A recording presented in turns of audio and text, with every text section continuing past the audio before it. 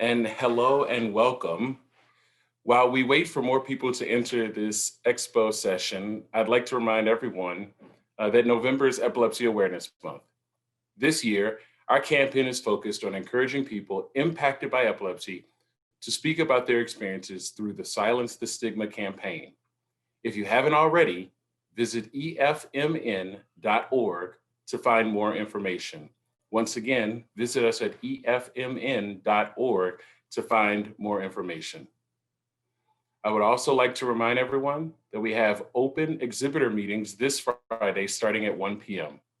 If you're interested in speaking one-on-one with organizations and companies that specialize in epilepsy care, treatments, and devices, please schedule an appointment at efmn.org or email us at admin@efmn.org for assistance. With that, I'd like to thank you for joining us for the Innovations in Epilepsy and Wellness Expo. I'm Glenn Lloyd, the Executive Director of the Epilepsy Foundation of Minnesota, and it's so great to have you with us this morning. Today, we welcome Dr. Brian Lundstrom from Mayo Clinic and Dr. Douglas Smith from the Minnesota Epilepsy Group. They will be speaking today about advances in neuromodulation and genetics in epilepsy, a very interesting topic to hear more about. Before welcoming out speakers, I'd like to introduce today's moderator, Dr. Timothy Fima. Dr. Fima is the Medical Director of Neurology at Gillette Children's Specialty Healthcare, a regional center caring for adults and children with childhood onset chronic conditions. He has been a member of the EFMN Professional Advisory Board for 10 years and chair of the board for the last 6 years. His research is active around rare genetic conditions and developing therapies, movement disorders with an emphasis on deep brain and transcranial stimulation, and epilepsy. Dr. Fima, thank you so much for joining us today, and I'll pass it along to you. Thank you, Glenn, and thank you everybody for attending the seminar today. At first glance, the seminar seems to be very broad-reaching with neuromodulation and also talking about genetics and epilepsy. But in reality, these are probably two of the hottest topics right now in all of epilepsy, certainly for providers like ourselves, but also for the patients. To understand better to tailor therapies and have advanced therapies with less side effects, better life for all epileptics. It's been an honor to serve the Minnesota Epilepsy Foundation in our population. It's diverse in geography, age, and background. It's been an honor, and I look forward to continue serving with the Epilepsy Foundation in Minnesota. I'd like to introduce the speakers today, and I'd like to flesh out a little bit more of their background, if that's okay. Dr. Lundstrom is from Mayo, and he'll speak first for about 30 minutes on neuromodulation. He's an assistant professor in neurology and biophysics in the Division of Epilepsy at the Mayo Clinic in Rochester. The guy's MD, PhD, both degrees from the University of Washington, Seattle, actually where I trained for my neurology, so I have fondness for that. He studied single neuron physiology and computational neuroscience. He completed his neurology residency at the University of Washington and finished fellowship training at Mayo Clinic in EEG and epilepsy. His clinical and research interests include non-invasive and invasive brain stimulation, the development of EEG biomarkers, and computational neuroscience applied to dysfunction of cortical excitability. That's a mouthful. Dr. Smith is also with us today, and he'll speak for the next 30 minutes. And he received his Bachelor of Science at the College of New Jersey and his medical degree at the New Jersey Medical School. He completed his pediatric neurology and pediatric epilepsy training at the Children's Hospital of Philadelphia. He's been at the Minnesota Epilepsy Group now for 4 years. He started a clinic dedicated to the diagnosis and treatment of rare genetic causes of epilepsy. And certainly shared a few patients with him and sent him a few patients. He has served as the principal investigator for multiple drug studies for different rare genetic disorders and is dedicated to bringing the highest quality, state-of-the-art care for his epilepsy patients. His current research interests include genetic, metabolic, and neonatal epilepsy. We have two experts in neuromodulation and epilepsy genetics. We're blessed to have them today. And I want to start by welcoming Dr. Lundstrom. If you wouldn't mind sharing your screen and talking about neuromodulation, and I'll back away, and I really appreciate you for coming. Thank you.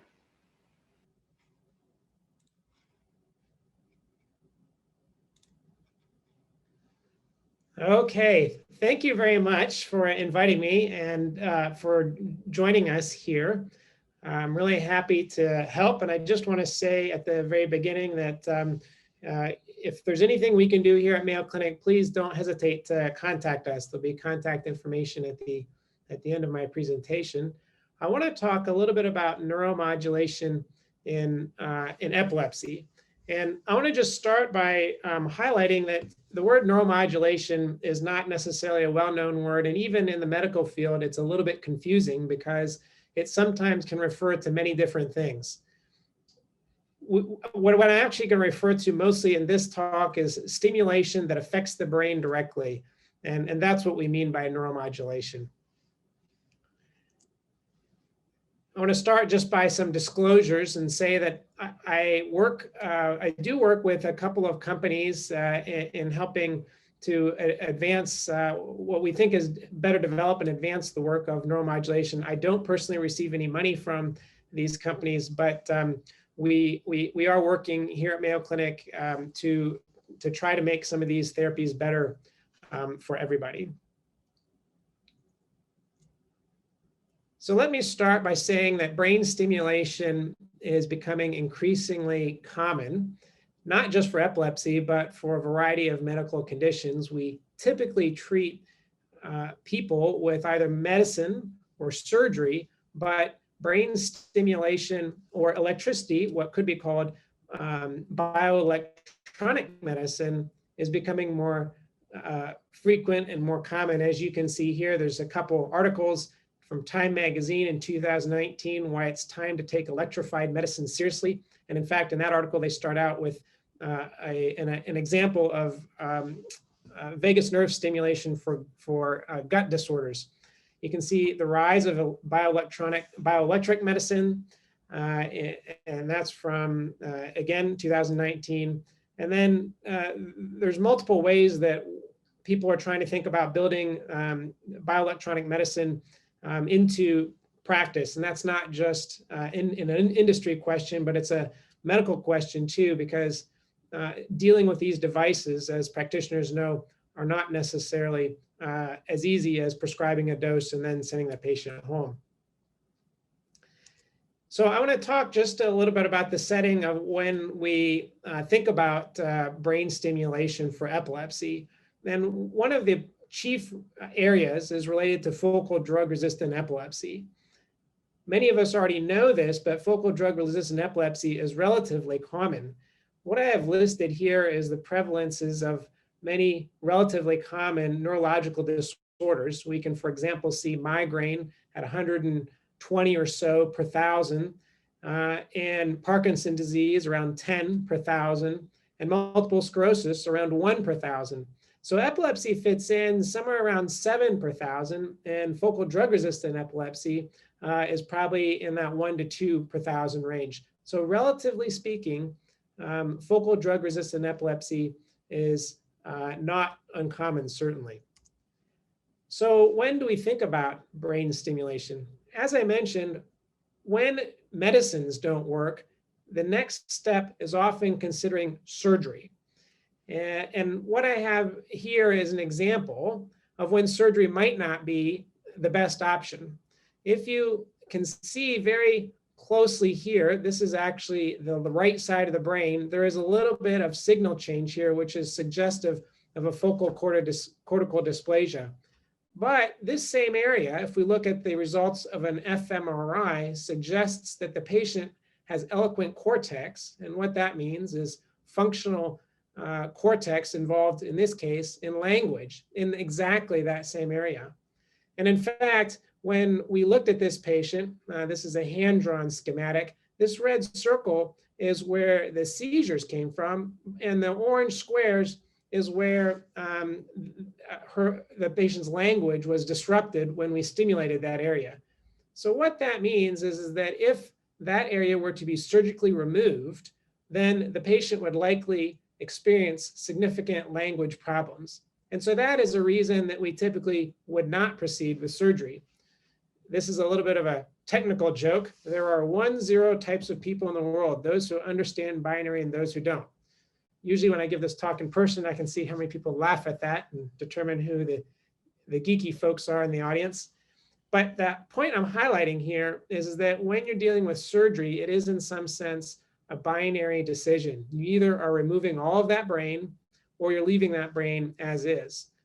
The advantage of neuromodulation is that that brain can continue to function normally, and then the hope is that we can reduce the abnormal function of that brain. So in some sense, it is not a binary decision with neuromodulation. We kind of get, we hope, the best of both worlds, at least eventually. So as far as brain stimulation for epilepsy, there are 3 FDA-approved approaches for invasive brain stimulation at the moment. Vagus nerve stimulation, that was approved in 1997, so it's been quite some time. And then responsive neurostimulation, which was approved almost 10 years ago. And then deep brain stimulation of the anterior thalamus, that was approved just in 2018. There are a couple non-invasive approaches. Generally, I'm listing them here as transcranial magnetic stimulation and transcranial direct current stimulation. Those are not FDA approved, although there is work being done in both those areas as it relates to epilepsy. So for the rest of the talk, I'm going to focus primarily on invasive forms of brain stimulation and talk just briefly about non-invasive forms of brain stimulation at the end.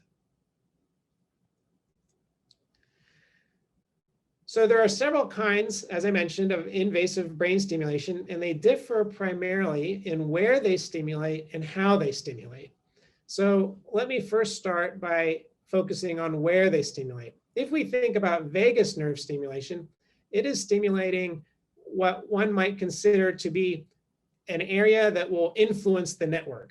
In this case, it's the vagus nerve, and it stimulates the nerve, which then will change concentrations of neurotransmitters in the brain.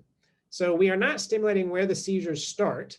In fact, we're not even stimulating where the seizures necessarily propagate, but just to an area that affects brain transmitter concentrations. Deep brain stimulation is somewhat similar in that we are stimulating what could be called a network node. In this case, it's the thalamus. And the thalamus is a structure in the middle of the brain. And in this case, we again aren't stimulating where the seizures start, but rather we're disrupting their propagation pattern. In contrast, responsive neurostimulation is, at least for the most part, trying to stimulate where seizures start. So they are stimulating the seizure onset zone. The second way that these stimulation methods differ is by how they stimulate. So with deep brain stimulation and vagus nerve stimulation, they both use a form of what some people call open loop stimulation, which just means that it stimulates, it doesn't account for any brain activity as it stimulates. Another word for that is duty cycle stimulation. What that means is there's a period where it stimulates on and then off and then on and then off, but that is not, again, determined by any brain activity. It just does that automatically. In contrast, responsive brain stimulation detects something and then it stimulates. So the detectors need to be tuned and then stimulation then follows. And so typically with responsive neurostimulation, the brain is stimulated fewer times in a day, for example. So now I'm going to talk a little bit about each of these types, but I first want to mention that invasive brain stimulation, or any stimulation really, is relatively complex in the sense that there are multiple factors that go into how the brain is stimulated. And I've listed kind of the 4 primary ones. We have the amplitude, which is how high the pulse is. So electrical pulses are being delivered to the brain, and they have a certain height, which is the amplitude. They have a certain width, which is the pulse width. They come so often, which is the frequency. And then not only that, but how the electric field is generated is relatively complex and depends on which contacts of each electrode are negative or positive. And we tend to call the negatives cathodes and the positive anodes, sort of like on batteries. It's actually, the terminology is swapped if you're into that, but there are reasons for that. In general, it is a how the brain is stimulated is a complex function or result of how these parameters are adjusted. So with vagus nerve stimulation, as I mentioned, it was approved in 1997, and responsive neurostimulation in 2013, and anterior thalamic stimulation in 2018. Responder rate here, what that means is that the percentage of people who have at least a 50% reduction in seizures. And then what I'm listing here is reduction. This is the seizure reduction. And so what I want to highlight are a couple things from these results. And we'll go through these results in a little bit more detail, but here I want to highlight a couple things. One is that seizure freedom with brain stimulation is relatively rare. We hope that's going to change, but at the moment, periods of seizure freedom or complete seizure freedom are rare.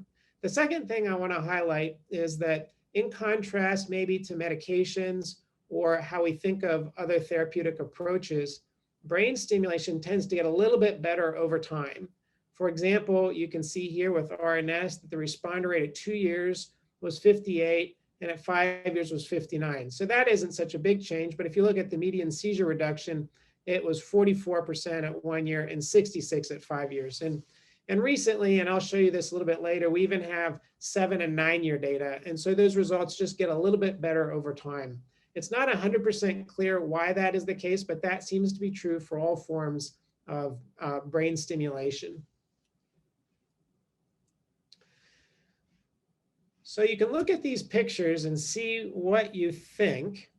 These pictures, the picture here on the left is probably exactly what you think. And these are actually some leg irons and an iron neck collar. These are This was actually taken from, I think, Australia in a jail there. But they certainly look like something you wouldn't want on yourself or you wouldn't want to use.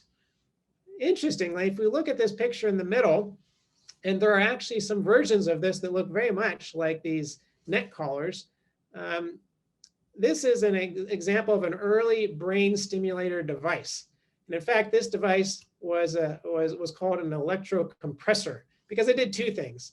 It compressed, you put this on your neck and it compressed the neck on either side where your carotid arteries are. And then it had electrodes here that connected, and it also provided stimulation. This was invented by this fellow here from New York, J.L. Corning.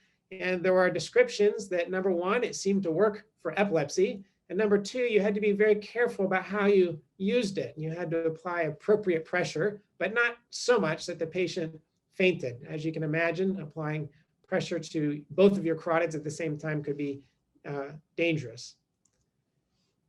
That was back in the 1880s, in fact, that this first stimulation device was used. In the 1970s and 80s, there was a fair bit of work done with stimulation in the cerebellum, or the back part of the brain. And initially that was done for spasticity, but it was found that those patients seemed to have a reduction in their seizures as well. There was work done in the thalamus and the internal capsule. In the late 20th century, there was a significantly more work done with the hippocampus and the neocortex. And then really, as I mentioned before, in 2010, 11, 12, 13, that was when these pivotal trials, the Sante trial is the DBS trial, which was completed in 2010, even though it wasn't approved till 2018. And then the RNS trial was shortly thereafter, but it was approved in 2013. So the VNS looks a little bit like this. This is a schematic. I'm going to describe just a little bit more about the results from vagus nerve stimulation. The initial trial was a 3-month randomized controlled trial and had 2 groups of people in it. Everybody received stimulation. One group received low frequency stimulation and the other group received high frequency stimulation. I think what's interesting to realize, just for those who are into this, is that the low frequency stimulation still was using a fair bit of current, 1.2 milliamps, about the same as the high frequency. The difference was that they were receiving 30 seconds of stimulation in 3 hours without stimulation, and that their stimulation was only at 1 hertz, as opposed to typical stimulation of VNS, which is a fair bit higher. What what happened, what was noted here from the initial 3 months was that there was about a 30% reduction in seizures compared to the placebo of a 15% reduction. It was also noticed that a lot of people had what is still the most significant side effect of VNS, and that is voice alteration or cough. And the reason for that is that the vagus nerve, and there's a branch of another nerve that comes off the vagus nerve, and it stimulates the vocal cord and can lead to cough and voice alteration. And therefore, when you start VNS stimulation, we now increase it very slowly over several weeks or even a couple of months. So this was this trial for VNS was for focal seizures.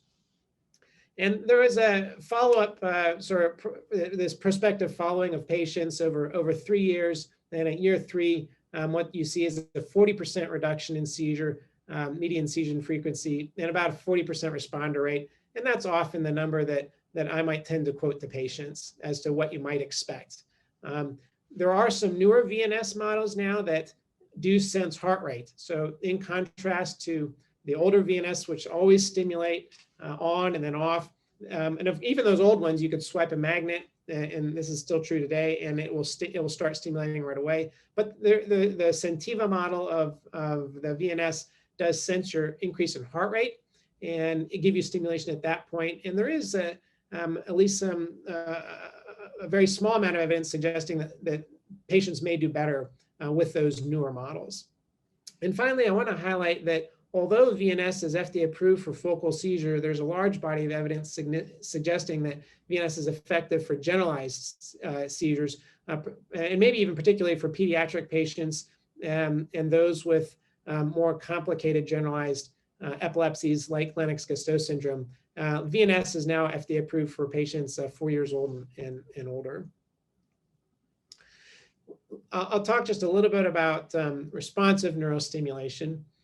And you can see that even from this picture that the device here, we sometimes call this the IPG or the internal pulse generator, but it includes the battery and all the brains of the machine, so to speak. In this case, where the VNS is implanted in your shoulder, the RNS here is implanted in the skull, and the electrodes then come off of it. And this is just a screenshot from what the computer interface looks like, because information from this device is uploaded to the internet and stored, much of the information is stored on the cloud. And from this cloud-based service, then practitioners can adjust how the detectors are set. They can see data that was recorded and then make changes to increase the efficacy of the device. With RNS, I'll just show this data here from the most recent update, which is now 9 years. And so remember that initial data from earlier was showing about a 40 to 50% or so seizure reduction, or 60%. So now after 9 years, it's up to 75% median seizure reduction and a 73% responder rate. And 1/3 of patients had a 90% reduction in their seizure frequency. So not seizure-free, but 90% reduction. Seizure-free periods of 1 year were seen in about 18% of the patients over this 9-year span.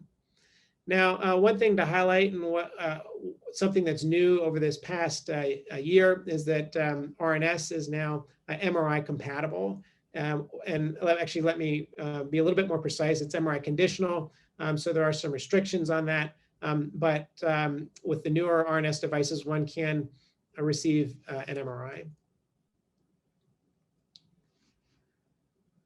People often ask about side effects to RNS and DBS. There don't seem to be cognitive side effects with RNS. And sometimes there may even be some improvements in naming or verbal memory. And these were for patients that were implanted with electrodes in the medial temporal lobe.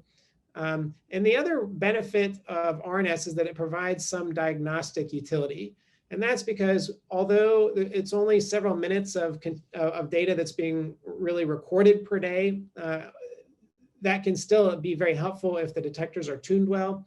And it can help determine, for example, whether temporal lobe seizures are coming from both sides of the brain or just one side of the brain. And a very recent paper here is from Larry Hirsch and from Yale in Epilepsy, just from this year. And what they found is that after short-term invasive monitoring followed by long-term chronic monitoring with RNS, they were able to resect one side for a significant number of patients, and eventually about 50% of those patients did very, very well with seizure freedom. So let me now talk about anterior thalamus stimulation. In this image is just to show that the thalamus is here number 2. It kind of sits at the top of the brainstem. It is implanted in the chest like the VNS is, with the electrode that comes and is implanted in the thalamus, which thalamus is a Greek word for bedroom. So perhaps somebody lived there and a long time ago, at least that's what was thought.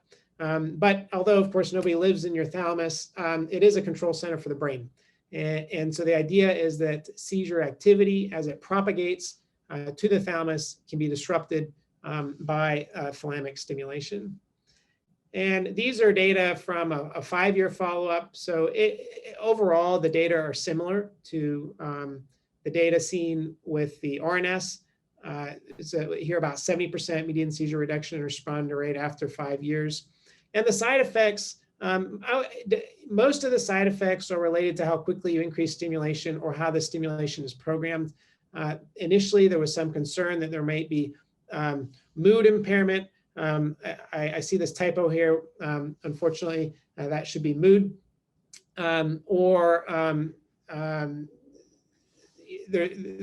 But these side effects really don't seem to necessarily need to be there, in the sense that when the data were looked at objectively, there didn't seem to be, on average, these side effects for people. And in the few people that where this was the case, it appeared that one could alleviate these symptoms by changing stimulation parameters.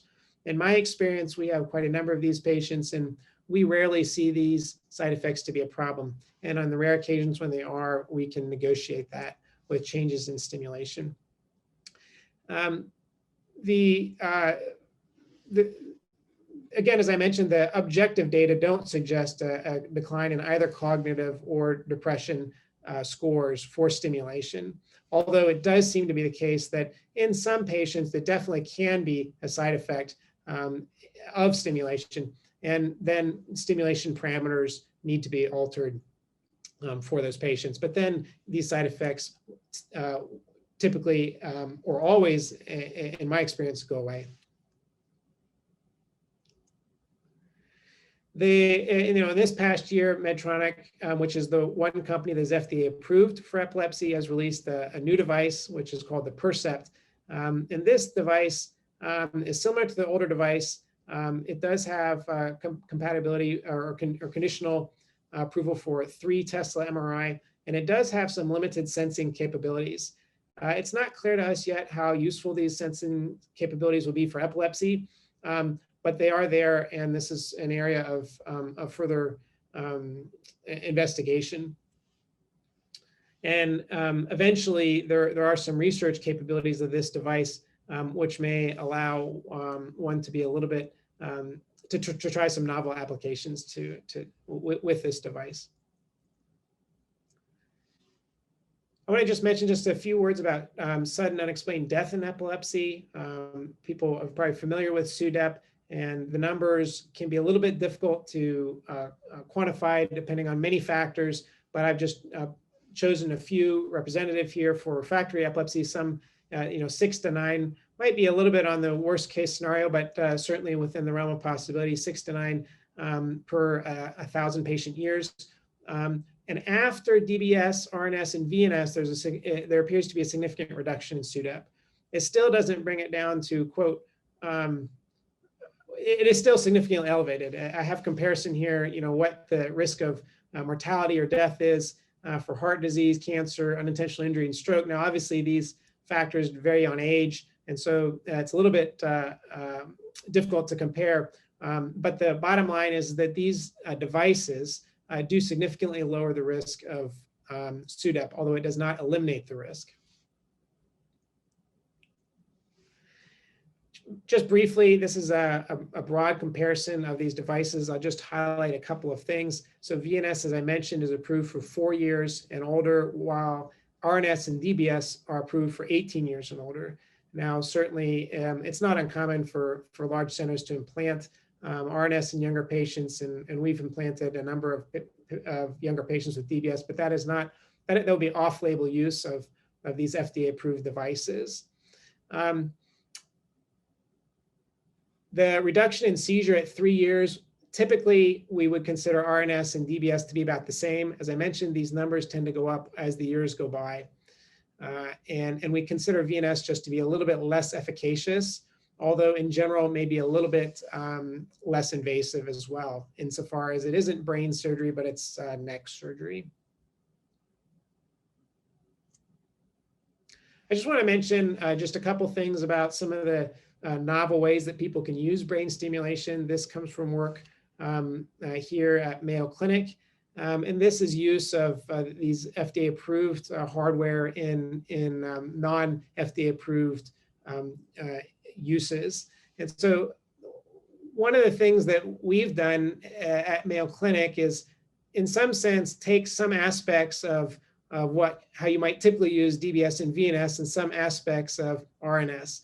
And I'll describe this as CSCS, or chronic subthreshold cortical stimulation. And what that means is that we're still stimulating the seizure onset zone, but instead of trying to detect when seizure activity happens, we just stimulate all the time. And the idea is to generically reduce the probability for seizures.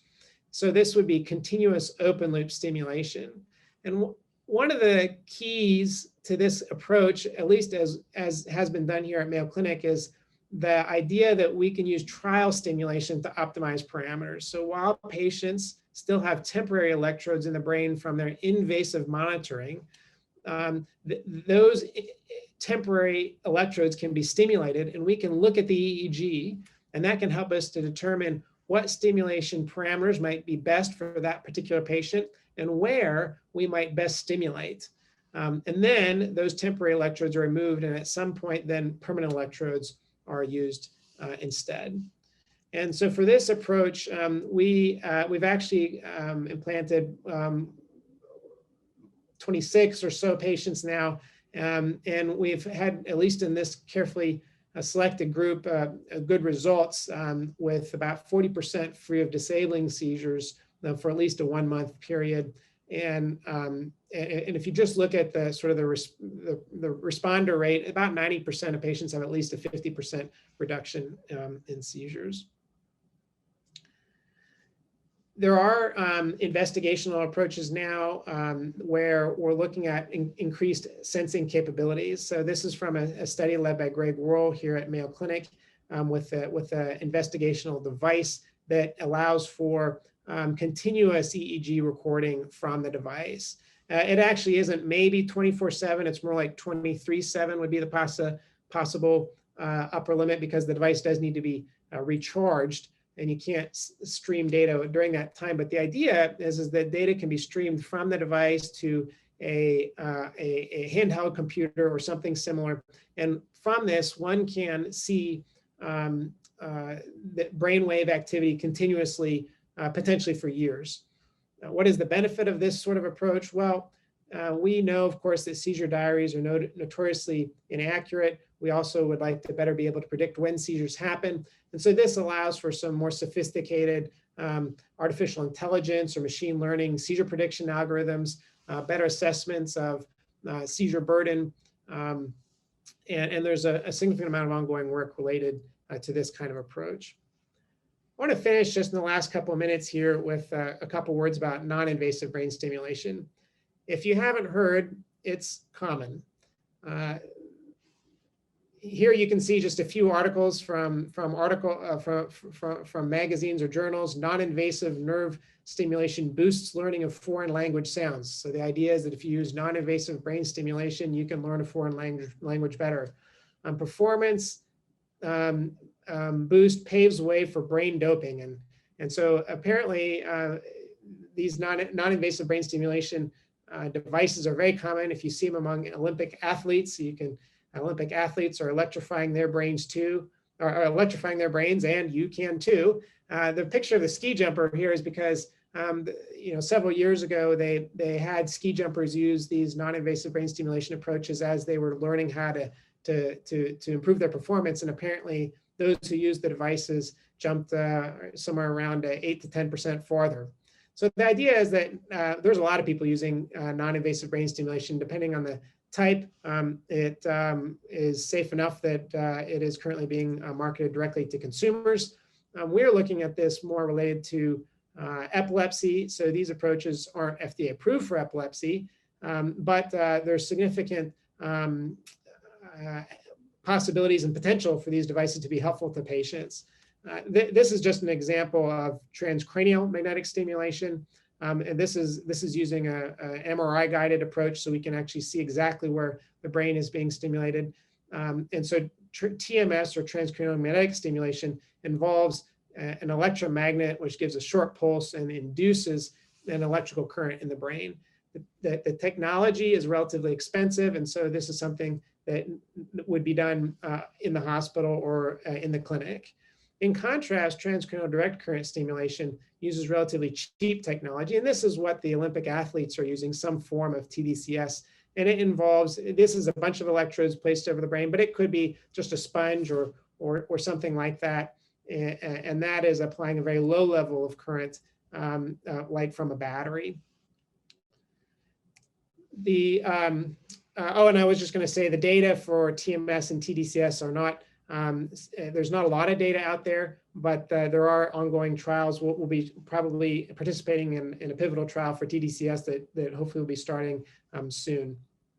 And we have treated some patients with TMS for epilepsy, and at least one of those patients had a very nice result. So neuromodulation, what I tell patients, usually I tell them that for RNS and DBS, it's about a 50% seizure reduction after 1 year. VNS seems to be a little bit less efficacious, but is also a little bit less invasive. Results do tend to improve over time. The RNS involves a skull-mounted device, whereas DBS and VNS are chest implants. The RNS has diagnostic benefits because it is recording activity, whereas DBS allows for some patient adjustments, actually, because of how the device is made. Patients under the supervision of their provider could potentially make some changes at home. And I would say a majority of our patients do that. And these devices are MRI conditional. And typically for a given patient, more than one of these will be a reasonable option. It's not just a single option.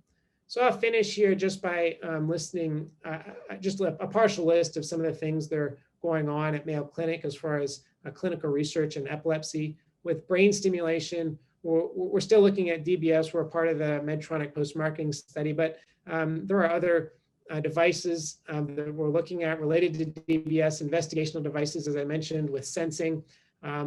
We're looking more at trial stimulation. How can we better figure out how to program patients? And then there's a significant effort here trying to develop wearable devices for seizure detection. You're probably familiar with some of the watches that are available. And finally, I mentioned non-invasive brain stimulation, I think holds a lot of potential for the future. Regarding to medications, there's a number of medication trials that are ongoing here related to kids, difficult to treat epilepsies, status.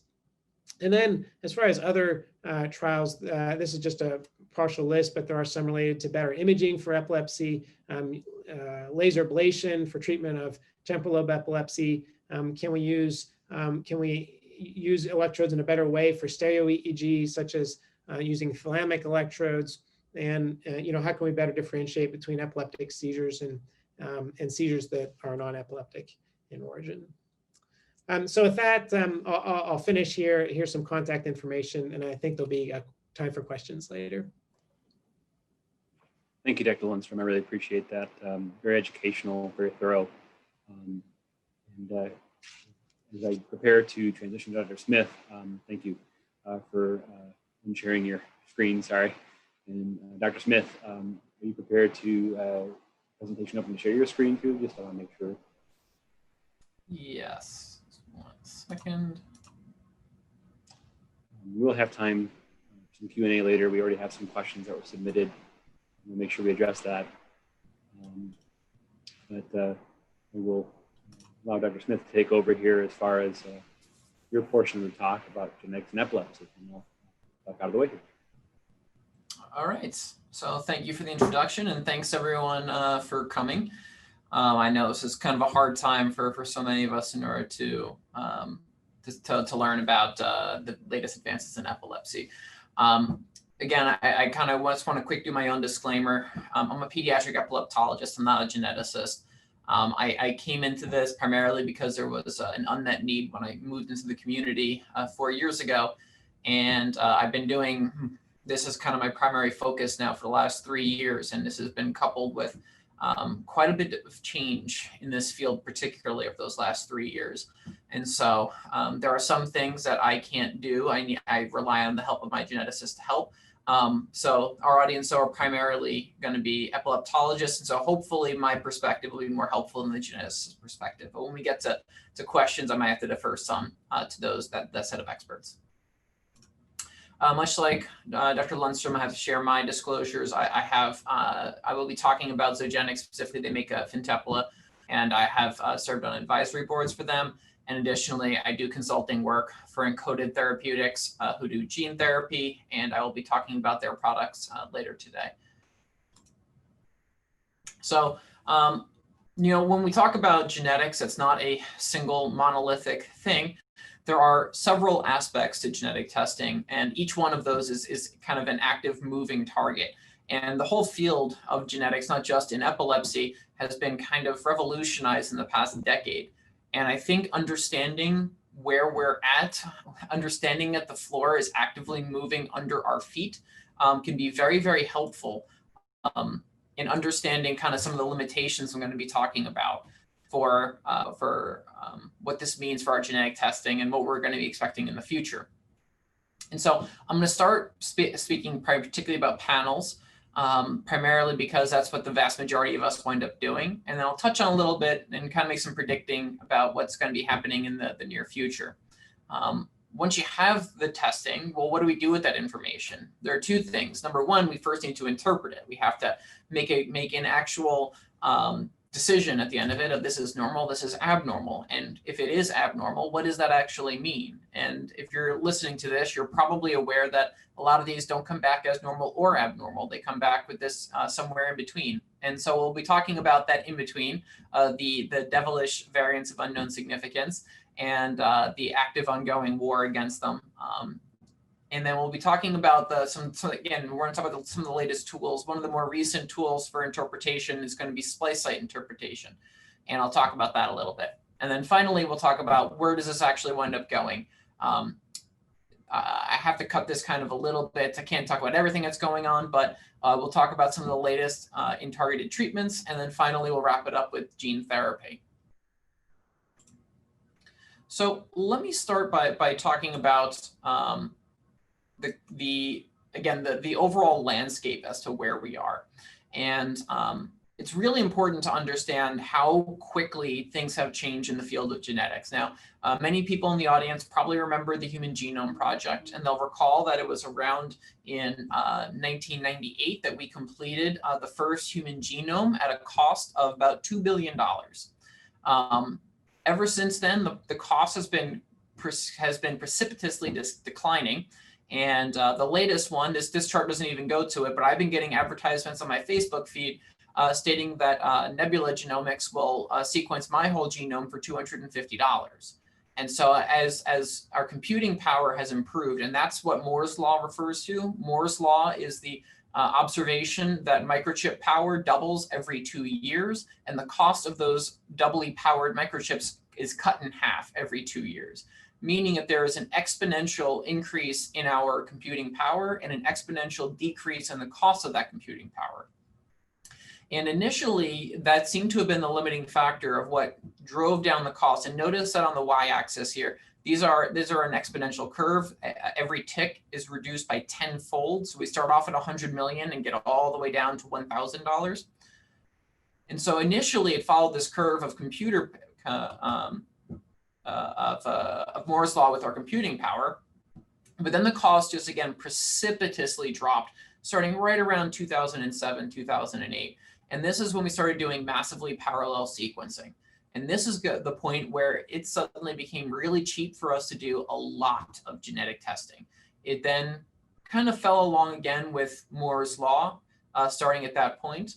And again, we're now getting down to the point that we're, again, below $1,000. It is now cheaper to do and this is, again, not for a panel. This is for a genome, every single letter in your DNA. And that will get down to the point that, again, it's costing less than an MRI to do that. Now, at the same time, before we were able to do this so cheaply and easily, there was a relatively slow trickling of all of these genes that we were discovering one at a time. And you can see kind of starting in 1995, that was the first time we discovered a gene that did nothing but cause epilepsy. And all of the genes that have been discovered here, for the most part, are autosomal dominant. And many of these have well-described, hard to control epilepsy phenotypes. Again, 2007 is our cutoff point for when the costs drop so much that we can start doing our massively parallel sequencing, which we call next generation sequencing. And that was when we suddenly have an explosion of all of these genes that are being discovered. Again, this was from a publication in 2016. And I will say that it started to plateau a little bit now, in that where I probably see only about 1 or 2 new genes discovered per year, because there's only so many to discover. And so for so many of the ones that we'll be talking about, and so many of the ones that are being implicated for disease these days, we've only known about them for 10 years or often a lot less. I often am dealing with genes where there's literally only 6 people in the entire world that have this disease. And as we get better, as we sequence more people, and as we get better at identifying them, the better our understanding is going to wind up being for these conditions. And so I think it's also helpful to kind of bring this back and kind of center it in the clinic. And 3 years ago, when I started this clinic, a typical panel cost about $4,000 to $5,000. And insurance is obviously charging a bit more than that. And whenever we did that test, it usually took about 3 months for them to come back. Almost always you need to get a blood draw in order to make that happen. It was about a 50 to 60% insurance approval rate at the time, and the panel had about 50 to 60 genes. At this time, I actually won an opportunity with the American Academy of Neurology to participate in a forum for advocacy, specifically to increase the exposure and increase the availability and the coverage of genetic testing. And I got the approval in January, and by the time I actually attended the session, I think it was in July or August, things had changed dramatically, and actually the testing was free for most people at that point. And so I'm one of the few people who had an opportunity to fix a problem. Because it's a good thing if you don't have the opportunity to fix a problem because it got fixed on its own. Because now, what's the situation like? Well, now the vast majority of us in pediatric epilepsy are taking advantage of a panel from INVASIVE, who do a panel called Behind the Seizure, where they have a program where anyone up to the age of 8 who have epilepsy, they will do the panel for free. Their panels by default has, I think, 153, and you can add on enough genes to get up to a total of 191 genes that they will sequence for free. It used to be that they needed a spit for it, that you had to have someone that was able to spit. Now we're at the point where you can just do it with a simple cheek swab. And so there's not even a blood draw. We send these kits, mail them directly to the patients. They swab it, they send it back. I've had a total of 2 or 3 where they said, oh, that was a bad sample, and they sent them another one, all of this free of charge. And then when I do actually need to charge insurance for it, it rarely gets denied. And the cost has come down so low that even if insurance denies it, a lot of times patients can pay for this out of pocket and it not be that significant of an expense. So as these panels are getting better and better, they're obviously being done a whole lot more often. But that also means that we're still not figuring it out for everyone. There's a whole lot of people where the panel doesn't quite pick it up. And so we are starting to move on to whole exome sequencing and whole genome sequencing. Whole exome sequencing has been kind of moving up more and more frequently, being used in carefully selected patients. It's happening about It should still only happen in the environment of a geneticist being done. The main reason for that, again, I talked about the landscape of how our knowledge has evolved over the years. The truth is that we're very, very good at getting the actual letters down and getting that information. We're not very good yet at interpreting it. That actually figuring out all of these differences, which ones are abnormal versus which ones are normal, are relatively limited. And I'll talk a little bit about that when we get to interpretation next. And so these really need to be in carefully selected patients. This is not yet ready for prime time, where we can just kind of say everyone with, as soon as they have intractable epilepsy, go straight to whole exome if their gene panel is negative. It's just not ready for that yet. We started also, it used to be that whole genome sequencing was really only available on a research basis. But now this has progressed to the point that we can do these in, again, carefully selected patients on a clinical basis. And so my first patients, I've had 2 of them now that have gotten whole genome sequencing, and 1 out of those 2 actually did get an answer. And so we're learning a whole lot more. And these are, I strongly anticipate that we'll be doing a lot of these in the not too distant future. And so, as I had mentioned, it's only one step of it. All these, we kind of take for granted that that these letters that we're getting are ultimately meaningful, that we can make strong conclusions off of them. I liken it to kind of the early advent of MRI. When we first started doing a whole lot of MRIs, we're starting to discover, those non-specific T2 hyperintensities, right? Things that for the vast majority of people mean absolutely nothing, but there are plenty where they do actually mean something. And we're still in the process of figuring that normal degree of variability. Now, when it comes to our genomes, you can expand that level of differences by several factors of 10.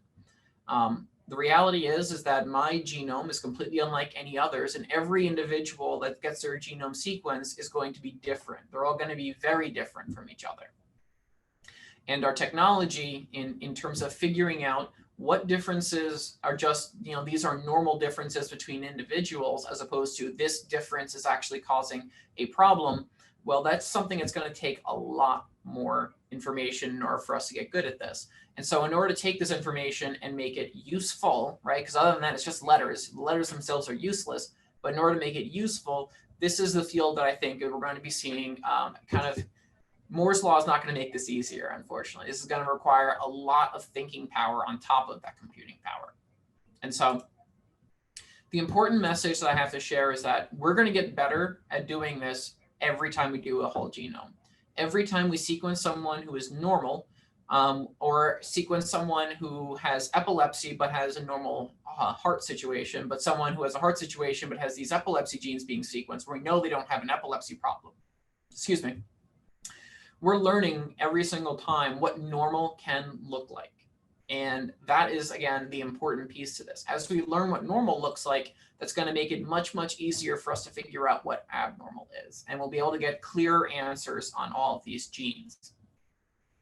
On top of that, this is also going to help us with variant reclassification. Now, what do I mean when I say that?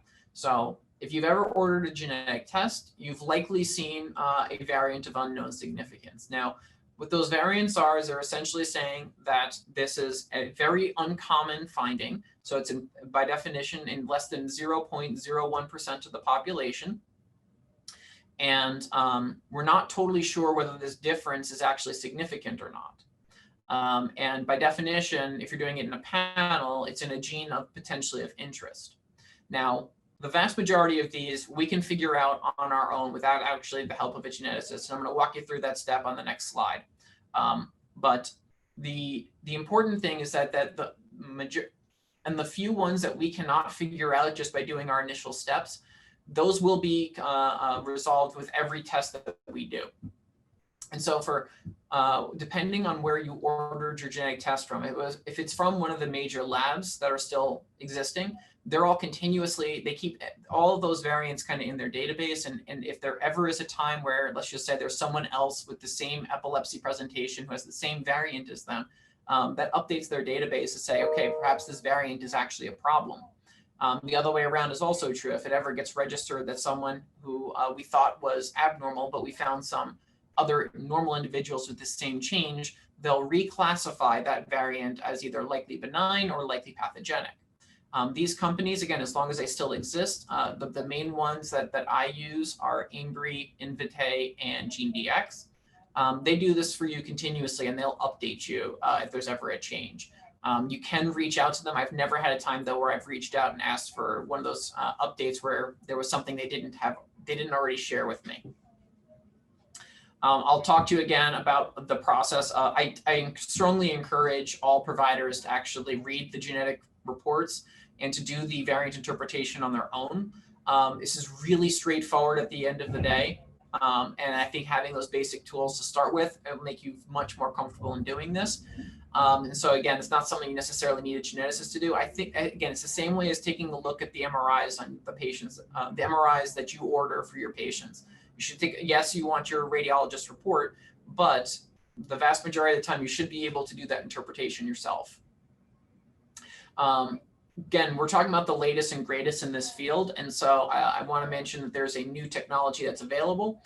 If you ever have a variant that is classified as a variant because their model isn't sure whether or not it creates a new splice site or affects RNA splicing, Ambry is now offering the service where they can actually create a model where they actually create the mRNA and then they sequence that created mRNA to see whether or not the splicing was affected. And so that was only available, I think, in the past 6 months or so. Haven't yet to take advantage of that, but that is an interesting and useful tool if you're really truly on the fence about that variant reclassification or about that variant. And so I do this talk a lot because the number one question that I get asked by providers is, what do we do with these variants of unknown significance? And so if you're watching, just screenshot this and just walk through these steps because it's really simple, straightforward stuff. Fundamentally, what you're doing with variant analysis is you're just asking the question, does this make sense? And you're asking that a couple of different times. So this information should all be contained within that genetic report itself. There's no additional things that you need to do. You just need to read it and spend 2 seconds thinking about it. So step one is, does the inheritance make sense? What do I mean by that? Well, if this condition is only seen in girls and this is a boy that is having a mutation in it, well, at the higher level, there might be some research that at some point will ask, well, can this happen in boys or vice versa? But if it's X-linked only a problem in boys and you have a girl that's being tested, well, then you can disregard that variant because it doesn't matter if one is the problem because the other one is just fine.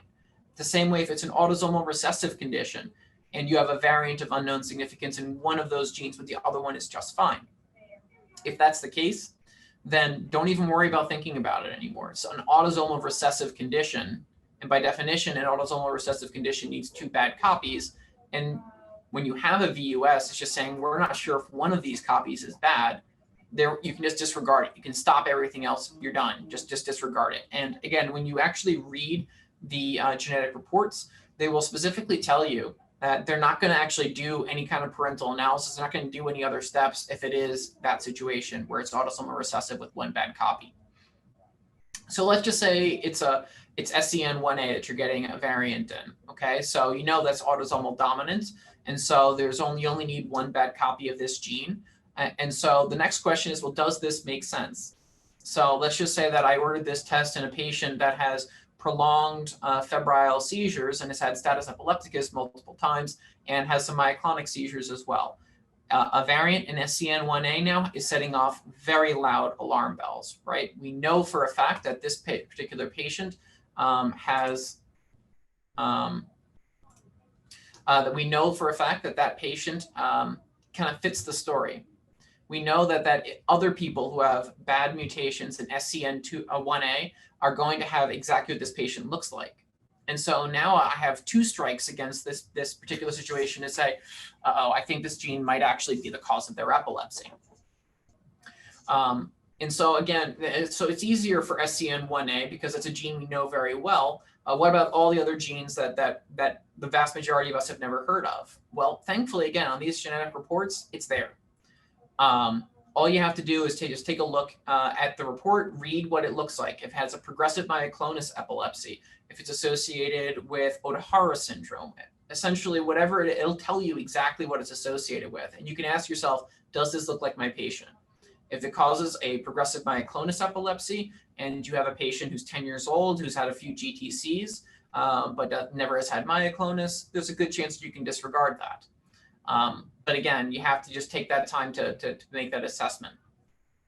The next step after that is it inherited or de novo? De novo means that this mutation happened with this particular child. And so it means that in the process of them being formed, there was a typo that happened. And obviously, if it's an autosomal dominant condition and you have a de novo mutation, when they did not inherit from either one of their parents, that's raising some very loud red flags. Reason for that is that that's a heck of a coincidence to have a mutation happen in one of these genes. There's about an average 6 changes per child in a normal process of creating an offspring, about 6 typos in genes. And for one of those 6 to happen in one of our epilepsy genes certainly raises some red flags. It's a little bit harder in terms of the inherited situation, because for many of these genes, there's variable penetrance, meaning that some of those parents may have it, but not actually show the phenotype.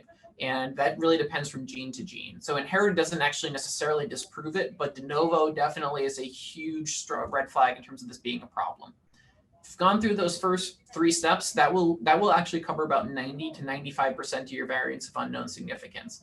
After that, then what I would actually say is now you need your genetic counselors to help you, because there are some higher level analyses that can happen. The first one that I listed there is they're just the Google translates of variants. They'll kind of let you know whether or not that actually affects the gene function. And I will keep on going from there because I have more to talk about. So in the past year, this was a really good year for Dravet syndrome in terms of directed therapies. I think we'll probably talk about this a little bit more in the session on new medications. But Dravet in the past year has gotten approvals for Epidiolex, Stiripentol, and Fintepla. And additionally, tuberous sclerosis also has now a targeted therapy in Epidiolex. These have kind of gotten the news, but what about kind of all the other genes that are going on? We think we're getting better and better at kind of doing some targeted treatments and saying that there are some medications that work better and some medications work worse for several of these genes. So obviously I touched on really briefly on Dravet syndrome and those specific indications for those new medications. But on top of that, I think we're finally getting to the point of a community and saying, can we develop a specific treatment algorithm for Dravet syndrome, and what other medications, before we get to those new medications, do we use? There's general consensus that clobazam or Onfi and Depakote and the ketogenic diet all are particularly effective for Dravet syndrome. And there's good data now to suggest that those are the ways to go. Obviously, I think if you're in this call, you're likely aware that it's absolutely inappropriate to use sodium channel drugs in these kids, with one important exception. I have had a couple of patients with clear genetically proven Dravet syndrome who have responded elegantly to Lamictal. And Lamictal, I think, is the only one that kind of raises some concerns, where there are some people that have seemingly responded to it. But generally speaking, if you're thinking about Lamictal, you should be making sure that this is at an epilepsy center. It's not something you should casually embark upon. KCNQ2 and KCNQ3 are an interesting story because ezogabine got approved while I was still in residency, and we thought that this was going to be the game changer for this. Turns out that it unfortunately had that side effect of the bluish discoloration of the skin. And on top of that, the KCNQ2 community independently figured out, just by talking amongst themselves on their Facebook forums, that actually trileptal oxcarbazepine seemed to be the much more effective treatment for it. And all of them are saying about how wonderful it was. And actually, my experience with both KCNQ2 and KCNQ3 is that that trileptal has worked like gangbusters in everyone, even some really, really hard to control ones, just giving it enough time and a high enough dose.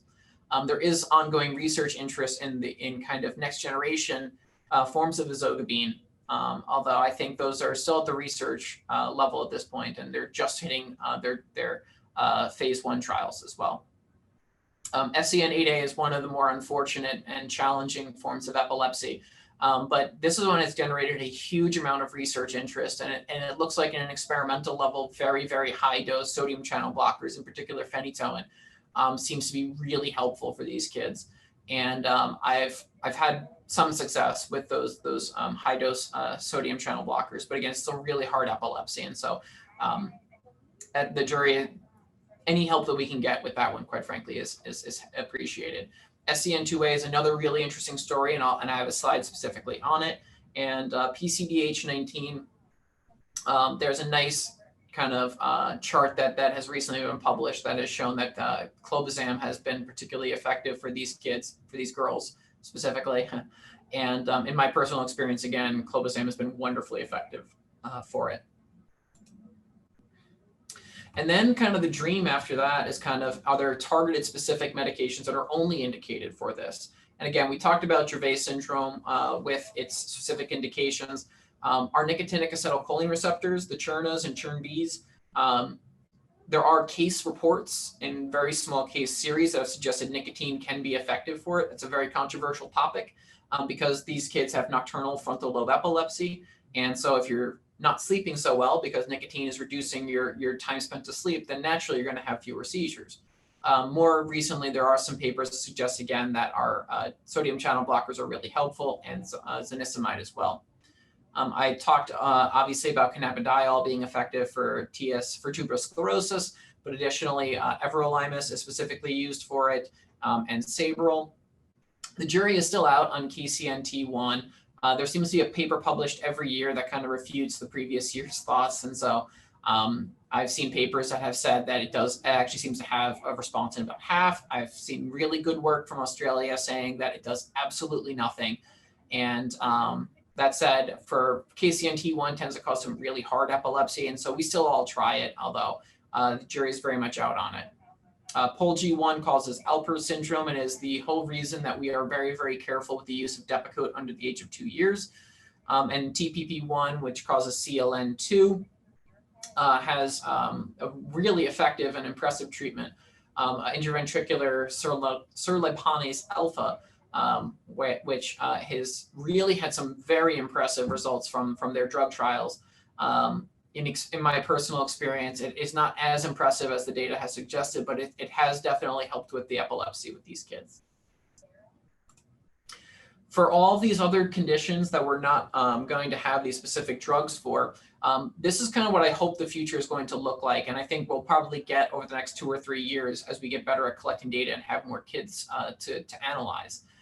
So SCN2A, there's a beautiful paper that was published, I think this was 3 years ago, that essentially had said that they came to the conclusion that sodium channel blockers seem to be very effective in children whose epilepsy onset starts very, very early. However, if they start later in life, those sodium channel blockers are less effective. Now, you can see how they extrapolate the curves here, and some of them, particularly I think the zonisamide and Lamictal, I think they really are fudging their curves a little bit. And I have found, though, that I've personally experienced wonderful effectiveness with zonisamide in a later onset of epilepsy from SCN2A. And I have personally seen Lamictal being miraculously effective in someone whose epilepsy started on day of life 1. And so there's certainly some truth to this, although as you can see from the data points, it's not necessarily a clear one. It might be kind of at least start creating a little bit of signal. And I'm hoping that we're going to have charts like this for all of our epilepsy syndromes as we get more data. Obviously, the future that we're really looking forward to is gene therapy, and that's really taking 2 forms in the immediate future. So we know that we've had the first FDA approvals for gene therapy for a different neurological condition for spinal muscular atrophy, and we are now getting to the point of trials for epilepsy, and all the ones that I'm aware of at the moment are specifically for Dravet syndrome. And so this takes 2 forms. The one that is currently in the lead is antisense oligonucleotides, or ASOs. So this is a technology that actually binds to mRNA, and it preferentially increases the expression of the healthy non-mutant form of SCN1A. So it should upregulate the number of NaV 1.1 channels that are created from the healthy SCN1A gene, and then it helps selectively degrade the mutant mRNA. The this is starting its phase 1 trial now, and they've already done their first couple of kids. The problem with this one is it's going to require multiple infusions. I will finish up with the last one, which is coming next year, which is a viral vector gene therapy. The idea behind this one is that it's a one-time injection. They use an adeno-associated virus, or an AAV vector that should actually insert a healthy copy of SCN1A. Again, this is specifically for Dravet, and their mice data looks very good. And so we're looking forward to having these first trials started in humans next year. So ran just a little bit late, but I'm looking forward to taking some questions. Thank you, Dr. Smith. I really appreciate that. And Dr. Lundstrom, if you're come back on, I'd appreciate that too. There's a couple questions that were pre-submitted I'd like to kind of address, and it's okay. You can both sort of share the answers, and if you want to put me in the spot, you can do that too. I'm never afraid to talk. I just don't like my own voice. But so a couple of questions that came out beforehand, and I think some of this was answered through your excellent talks.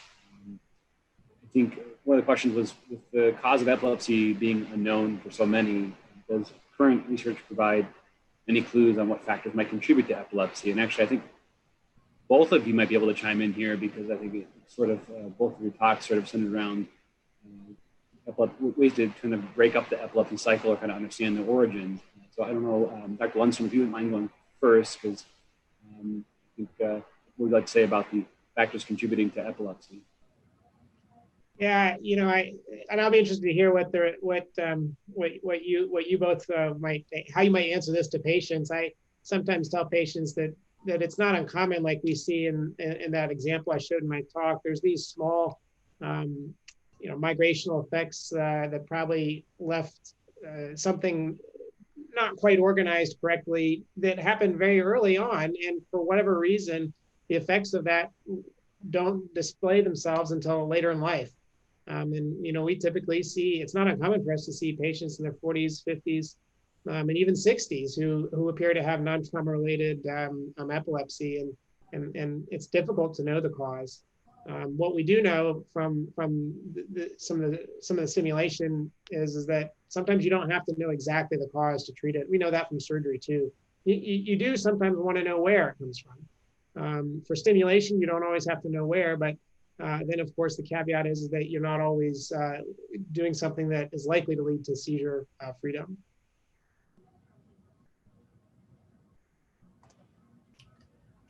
Dr. Smith, would you like to add anything? Sorry, go ahead. Yeah, I mean, there are multiple directions that I can take that answer. Now, I'll start with saying, number one, we're still getting better, as I had mentioned in my talk, with gene discovery. And we are discovering, I mean, I've had people as old as 30 in my clinic where, this entire life they've been treated with variable success for their hard to control epilepsy. And at 30, and now they finally have a name for what their epilepsy was caused by. And so I think that partially it's just there are a lot of people, particularly in the adult population, that have genetic epilepsies that they just have no idea about. So I think that's a huge opportunity for us to learn a whole lot more in terms of causes. The other one that's really interesting that is not ready for a clinical prime time, but on research basis, we have found that there's a significant amount of microscopic levels of somatic mosaicism. And so what we're seeing is when we look at some of the focal cortical dysplasias and we sequence these genes, like basically tons and tons and tons of these cells, they'll find as much as 0.01% of them have mutations in genes known to cause focal cortical dysplasia, and like clearly pathogenic mutations. We're not talking about variants of unknown significance. Now, I don't know the normal sequence, normal frequency of somatic mosaicism, but I think that we're kind of getting an appreciation for that there are factors that are happening on a level that, quite frankly, are almost inconceivably small. That if we can just have 2 or 3 neurons that have a mutation in whatever are the cause of our epilepsy. I mean, we now can say this, that we've proven it's possible. But unfortunately, being able to translate that to an individual patient, being able to say that this is the cause of your epilepsy, we're probably a long ways away from getting to that point. And I guess just to echo on that, you know, the typical things, of course, we do when we see a patient is we get an MRI and an EEG. And I guess just to highlight that MRI negative does not always equal MRI negative. There's differences. It's well known that who reads the MRI makes a difference. And then, of course, what we're finding now is that with at least for in some cases with the 7 Tesla MRIs, that you see things that you frankly are going to miss on a 3 Tesla or 1.5 Tesla. And so, you know, obviously we're trying to correlate anatomy that is not microscopic because you can see it on an MRI, but there's differences there too. And so what used to be MRI negative isn't always MRI negative in all situations now. Thank you. I think it's a heterogeneous condition as far as how you get there with altered neurologic functioning, as you both know, and whether it's a gene mutation microscopically, some of the channels aren't communicating well, or if it's a 40-year-old who unfortunately sustained a head injury, you know, this whatever causes unique neurologic function in a way that causes excessive firing and disruption of the resting state. You know, there's a lot of things that can feed into that, but I'm just a moderator, so I'll go back into my moderator role. Sorry. I think one of the questions that was submitted was, is there any research that could lead to being able to predict seizures before they happen? And so I think, I don't know, Dr. Lernstrom, I think you covered some of that with some of your, when you talk about closed loop stimulation, but I'll let you talk a little bit about that for prediction of epilepsy. Yeah, it's something that we're really interested in, and I'd like to, at least in my mind, make 2 distinctions here. One is predicting seizures, and the other is predicting the likelihood of seizures. And really, that's just sort of maybe a time scale issue, but I think both of those things would be very helpful for patients. And so we're looking at that both with invasive data. How do you get invasive data chronically? So you can get some of that from FDA-approved devices like the NeuroPace RNS device. But we're looking at some investigation devices where we get lots more data. And can that be helpful? But of course, you know, not everybody is going to want an invasive device. There'll be other options for probably recording that's going to be less invasive. But there's also opportunities to see some of this in a non-invasive fashion. What I envision in the future, frankly, is that you might be able to get a more advanced EEG. For example, we tend to treat the failure right now. That is to say, we do our best and we give the appropriate medicine and dosage, and then we wait for patients to have seizures. What would be ideal is if we could do something like a lipid panel for your brain and determine whether we're adequately treating it before you have seizures. And so I think that's something else, that's another avenue that we're actively looking at, is could we, you know, in the future be able to take a non-invasive approach like high-density EEG, for example, and be able to estimate, you know, what's the likelihood that this therapy, which has done something, is going to be appropriate for coming months or even years. So, yeah, thank you. That's a very detailed and excellent answer.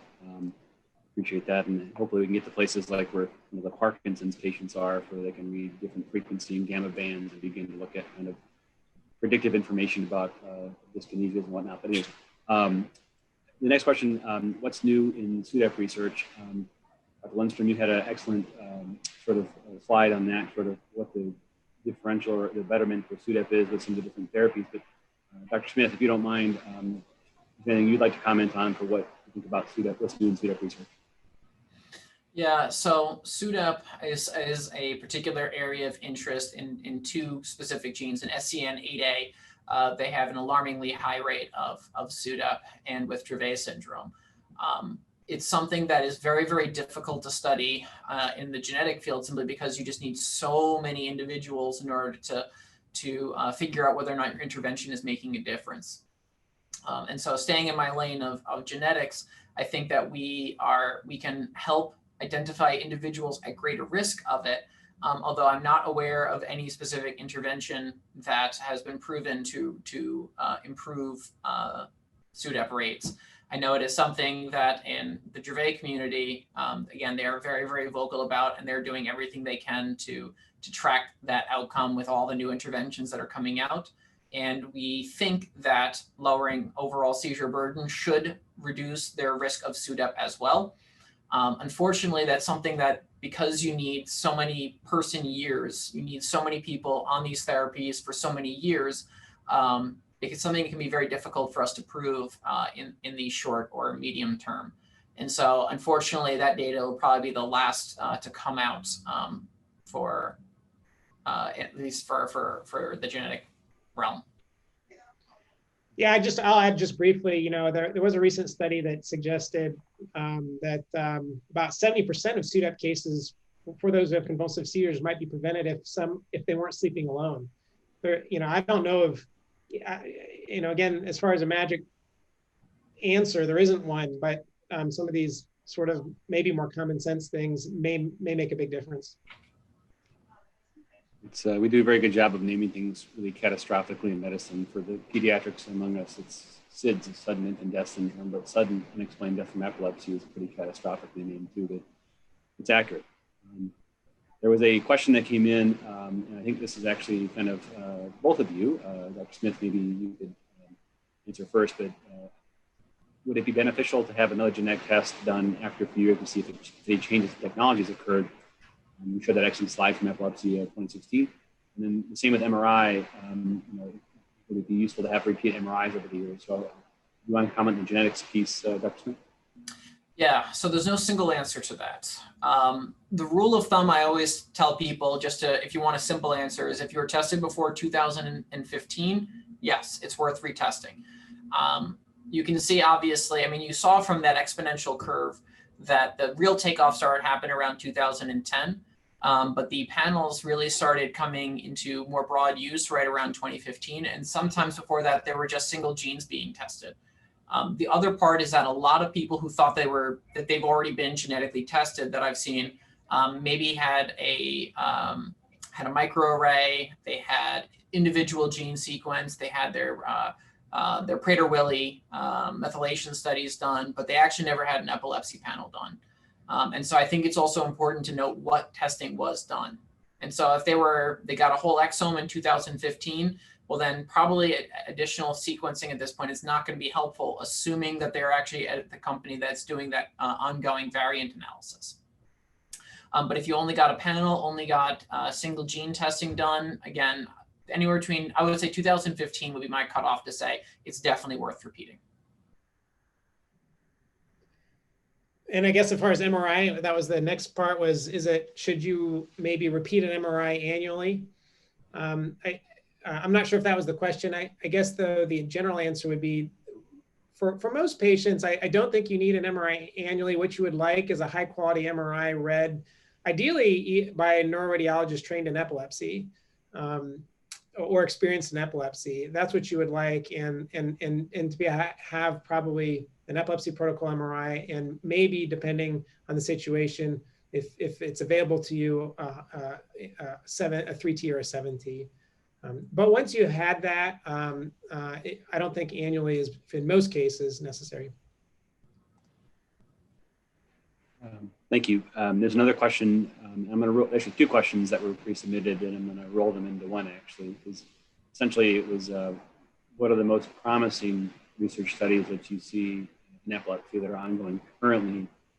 But then also the question, which is very related, which is if you're a North Dakota/Minnesota resident, how do you see achieving participation in some of these studies? I don't know who wants to go first there. I'll do for grabs. So I'm definitely excited about the future of gene therapy. Obviously, I included it for that reason. I think that medicine as a whole has been moving in this direction, or at least been thinking about this for a very long time. And we've already seen some results in SMA. I think that there are certain genes that it's going to work better for. Some of them we're going to have encounter some serious obstacles. But I'm really encouraged about the possibilities for Dravet syndrome, particularly if we started very, very young. And so I'm very optimistic and very interested to the results of those trials. In terms of participation, unfortunately, all of these trials are going to require having to come in. And for the ASO, the Monarch trial, we know that that's going to require multiple treatments. And so there's unfortunately no way, even in the future, that you can do it just like be with one and done with it. For the vector therapies, it's unfortunately going to mean, at least when we're in the drug trials, it's going to require frequent follow-ups to see how often how well they're doing. For drug trials, I mean, for all the drug trials, for the most part, we've done a lot through telemedicine. And so I actually just did one this morning from Nebraska.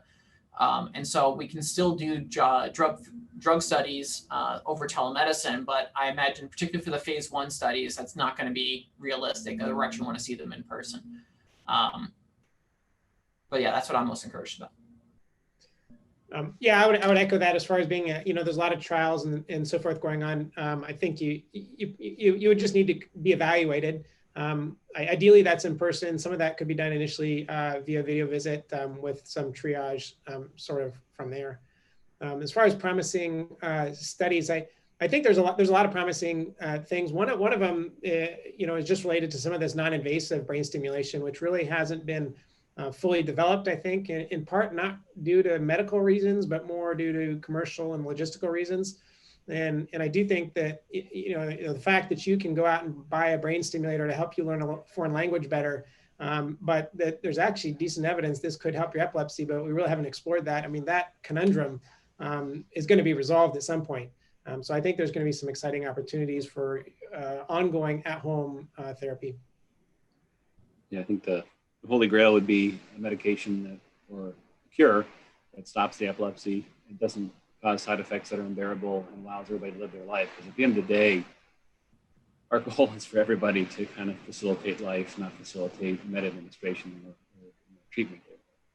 It's all aiming towards that. And I always hope with epilepsy, we'll get in 40 years where we are with kidney transplants nowadays, whereas before it was almost impossible. And now, like, these people live for 10, 12 years and transplant kidney. That's rather kind of extreme example, but I digress. But so there's no more questions that I have right now that I can see, and we're getting close to 11:30, and I want to respect people's time because it's a lot to ask to block some time in the middle of the day. I don't know, Glenn, if you wanted to say much more, we'll just call it there. But sorry, I'll let you speak for a second. Sorry, Glenn. Let's go ahead and take another question. You all are having such an in-depth conversation, and for anyone that may be stepping off of the webinar based around their time, we'll just say that we will be providing this recording as well as any additional questions that may come. We may provide it to our doctors if they're willing to answer in a different format.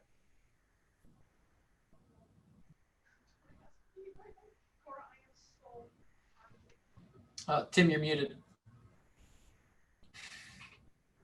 My favorite state is muted, so, but I have one question for you, Doug. I use a lot of the free panels that you probably use as well, and there are some new panels that are coming out too. There aren't many free lunches in this world, so a lot of the free panels, I mean, a lot of them are sponsored, correct? Or is that right? That's correct. They are underwritten by the companies that have specific treatment implications. So the majority of it is underwritten by the company that makes Brineura. They're looking to catch these children as young as possible that have CLN type 2. And so it is underwritten by a pharmaceutical company. They don't get access to all of the data. They just get access to the individuals. They ultimately benefit by, and actually benefits, quite frankly, everyone, because the sooner that those individuals get treated, the better their outcomes are going to be. And obviously it benefits them financially because they get to sell more of their very, very expensive treatment. But yes, that is where that free lunch is coming from. And the majority, I will admit that I've caught 2 cases of it through this panel. And so it has worked for that purpose. Yeah. I'm not against it. I just, I like transparency, sorry. Yeah. And another question I have for neuromodulation, for Dr. Lundstrom personally, as we give people a chance to ask questions, is excellent talk. There's no such thing as 100% responder rate to any of the therapies. And so, how do you counsel families? I mean, we do it because we want to help. And we hope that they're going to be one of the 60% that respond to the long term to VNS or other things. But how do you counsel people proactively about some of these stimulation therapies? Just curious. Yeah, I think it's obviously helpful for everyone to be clear up front about what the expectations are and what to expect.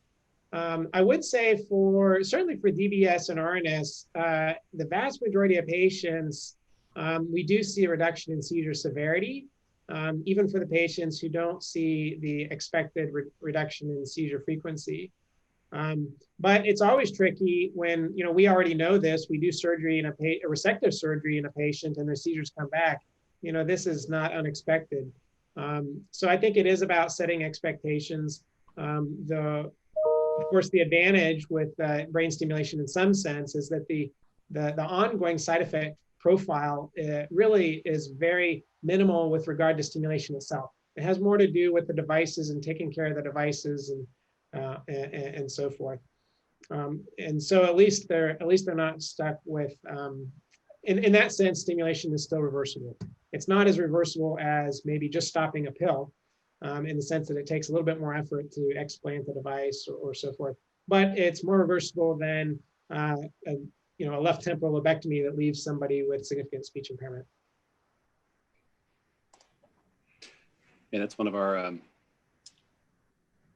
selling points sometimes for our deep brain stimulators for movement disorders. It's just we're not doing ectomies, we're not cutting things out, we're not lesioning. Arguably is a micro lesion, but we could talk about that. But it's not as dramatic as a temporal lobectomy. So I digress. But I don't see a lot more questions coming in. I would echo Glenn's sentiment in the sense that if you have questions and you're not desiring to submit them publicly right now, I'm happy to answer them or pass them along to people who are smarter than myself who are here. I don't know, Glenn, if you want to say anything else.